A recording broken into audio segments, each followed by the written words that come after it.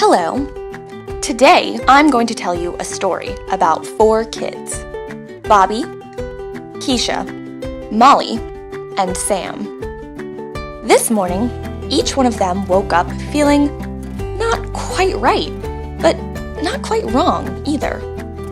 The sun was sunny and people had to go to work, so their parents sent the children to school. And when they arrived, they went to class.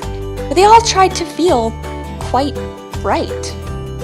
However, at 10 o'clock, Bobby had a tummy ache. At 11 o'clock, Keisha couldn't breathe. By noon, Molly's tooth hurt. She couldn't eat her lunch. At 1:15, Sam got into a fight. At 10:10, Bobby's mother left work and picked him up from school. At 11:30, an ambulance took Keisha to the hospital emergency room. At 12:20, Molly went back to class where she couldn't concentrate. At 1:30, Sam received 3 days of out-of-school suspension. And at 3:30, Principal Dan realized that he had 3 more absences and 1 more miserable student,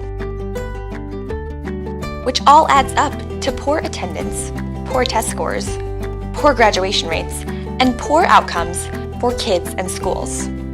So, on this very nice, very sunny day, nobody had a good day. But wait, let's rewind. What if we were able to change the story? What if this morning, Bobby and Keisha and Molly and Sam still woke up feeling not quite right, but not quite wrong either? And the sun was still sunny and people still had to go to work. Their parents still sent the children to school and they still went to class. But what if this time there was a health center at the school? We call those school-based health centers. That way, a medical provider, a nurse, a social worker, and maybe even a dentist could examine and treat each child's medical, dental, and behavioral health problems right away and right where they are, in school. What if this time, at 10 o'clock, Bobby had a tummy ache? At 11 o'clock, Keisha couldn't breathe. At noon, Molly's tooth hurt.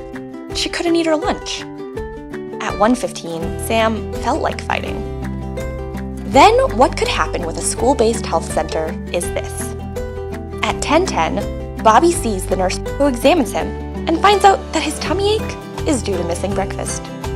At 11:10, a medical provider treats Keisha's asthma, keeping her out of the emergency room.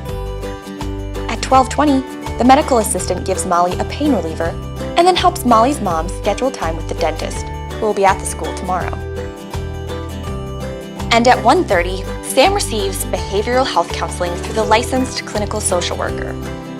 That all means that this time at 3:30, Principal Dan is happy because the health center at his school prevented 4 more absences, 1 more emergency room visit, 1 more disciplinary action, and 1 more miserable student.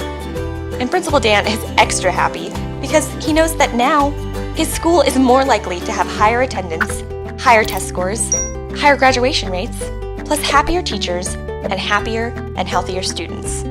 So this time, on this very nice, very sunny day, everybody ultimately had a good day. Consider bringing a school-based health center to your school system. It's not as hard as you think. First, gather your community to explore the idea. That means everyone. School people, families, bus drivers, neighbors, doctors, dentists, community leaders. You get the idea. Then, once everyone has given input, the community decides what services the children in their community need. Here are the things the community decides next. Which school is the best school-based health center location to serve kids? By the way, lots of times, schools in the same system share a health center. Where should the school-based health center go? In the school? On the grounds? Or nearby? What medical provider can sponsor the school-based health center? And finally, how do we ensure the best quality services across the board? Remember, addressing every child's physical, oral, and mental health care needs means children will have better health outcomes and better school attendance. So consider adding a school-based health center to your community. Once you do, everyone can be as happy as Principal Dan. For more information and technical support, contact the Georgia School-Based Health Alliance. Here's how.